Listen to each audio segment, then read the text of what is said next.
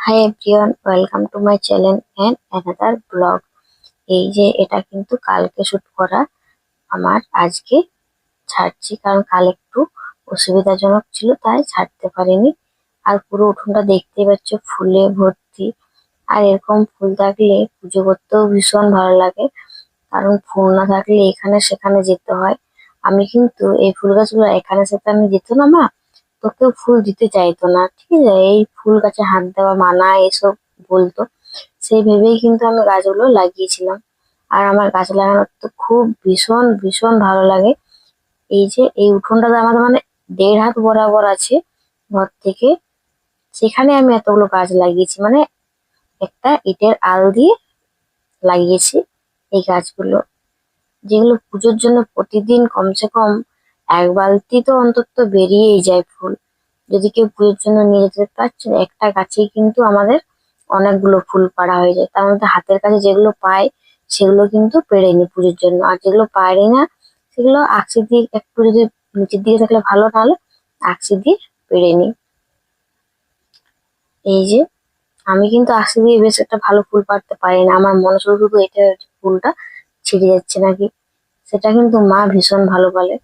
আমি যেটা পারি না মা সেটা মানে এক্সপার্ট যাকে বলে, মার থেকেই তো শিখে। আর কিন্তু এই কাজটা কিন্তু আমি শিখতে পারি না গো, কিছুতেই পারি না। আমার মনে হয় ফুলটা ছিঁড়ে যাবে এটাই বারবার মনে হয়। ফুলগুলো এত সব যে কি বলবো। এই যে পুজোর জন্য আমি গেলাম, আর মা যাবে একটা মন্দিরে, আর ঘুরতেও যাবে, তার জন্য রেডি হয়ে বেরিয়ে পড়লো, ভাই মাকে ছাড়তে গেল। আর এদিকে আমি সারাদিন কাজ করে ভীষণ টায়ার্ড, কারণ তো জানেনই মা না থাকলে কি কাজ থাকে, মানে কি পরিমাণে কাজ থাকে সারা সকাল থেকে দুপুর রাত্রি, খাবার বানানো থেকে সব কিছুটাই যাকে বলে ঘরের কাজ থাকে সব কিছু। আর এই কাজটা না 2 দিন আগের থেকে আমি করছিলাম। এই যে একটা ঠাকুরের আসন, গোপাল ঠাকুরের আসন, যেটা আমাকে 1.5 হাত বরাবর বানানোর অর্ডার দিয়েছে, কিন্তু না এই 2 দিনে না একটু বানাতে পারছিলাম না একটু। এই যে প্রথম দিন একদিন বানিয়েছিলাম, আর কালকের দিনটা একদম স্কিপ হয়ে গেছিল। কালকে আমি একটা অন্য কাজ করছিলাম, আজকে একটু ভাবলাম বসে পড়ি, কারণ এটাও দিতে হবে তাই।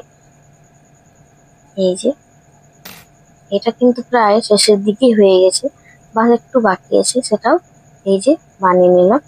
কেমন হয়েছে নিশ্চয়ই জানিও সবাই। এটা কিন্তু গোপাল ঠাকুরের বসার আসন, ভীষণ সুন্দর হয়েছে দেখুন। আমার কিন্তু নিজেরই ভালো লাগছিল, মনে হচ্ছিল আমার একটা গোপাল ঠাকুর হলে ঠিক এখানেই বসিয়ে দিতাম। কিন্তু যেহেতু আমি গোপাল ঠাকুর আমার কাছে নেই, তো কিছু করার নাই। যদি যে অর্ডার দিয়েছে সে যদি আমাকে ফটো শেয়ার করে, তো নিশ্চয়ই তোমাদেরকে ফটোটা শেয়ার করব। এই যে হয়ে গেলো, রেখে দিলাম। আর এটা কমসে কম 1 ঘন্টা লেগে গেলো, আর রাত এখন 12:30 যাকে বলে। আর এই দুটো ক্লিপও অর্ডারে এসছে,